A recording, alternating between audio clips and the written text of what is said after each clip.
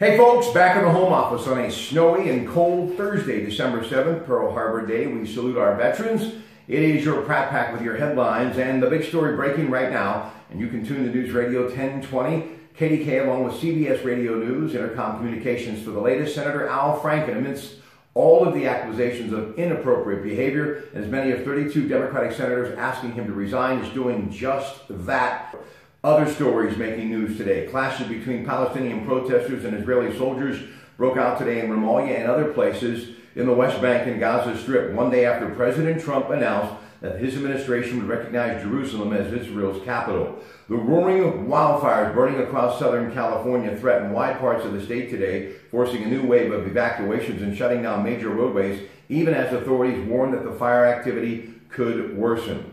The largest in the wildfires, the Thomas Fire, which spanned about 150 square miles, is in Ventura County. FBI Director Christopher Wray, testifying today before the House Judiciary Committee, expected to face a grilling about the Russian investigation led by Department of Justice Special Counsel Robert Mueller. Business news. General Electric is cutting 12,000 jobs as its new CEO, John Flannery, tries to turn around the troubled company. The jobs are in the electrical power division, which makes the giant turbines and generators that the company estimates provides about 1/3 of the electricity produced around the world.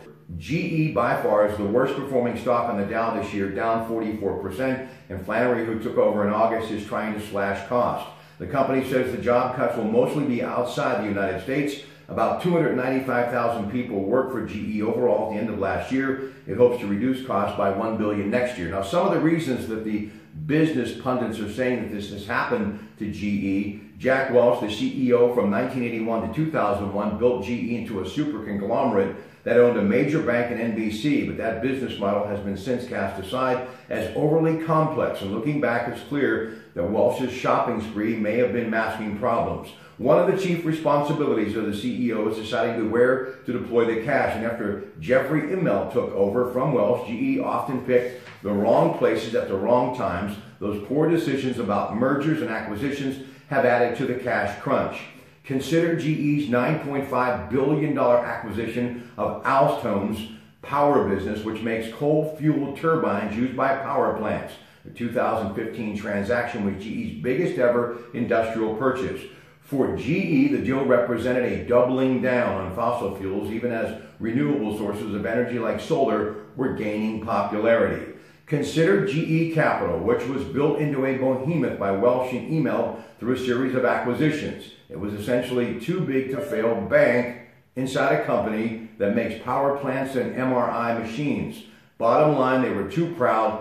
They couldn't let GE Capital go. By the time they spun off GE Capital, it was already damaged and nobody would give them a fair price. GE has long been criticized for using cloudy accounting and confusing reporting metrics that made it difficult for investors to determine the company's true health.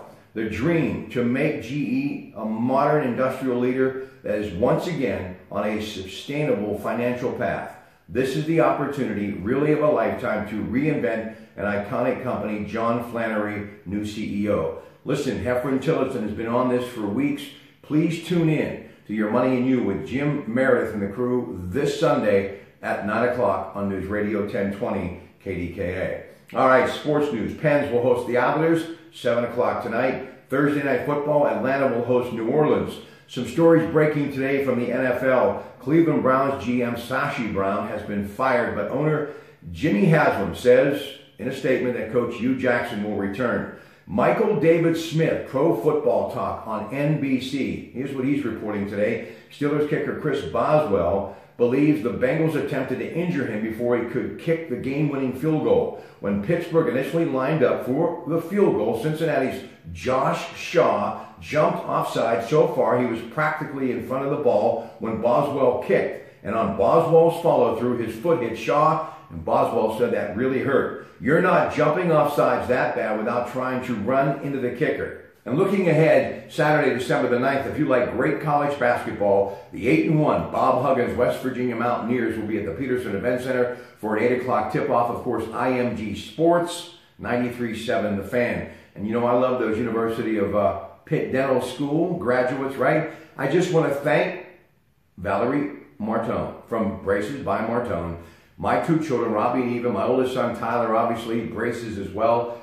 They're all smiles now. Eva, the last one to get her braces off tomorrow. So thank you very much for that. But, you know, just being there as many times as I have been there, and I have seen a lot of these wonderful young people turn into young adults with bright smiles, it's all because of the great work of her and her staff. Braces by Martone, can't say enough. Have a lot of respect for what she and they do. And of course, the University of Pittsburgh Dental School.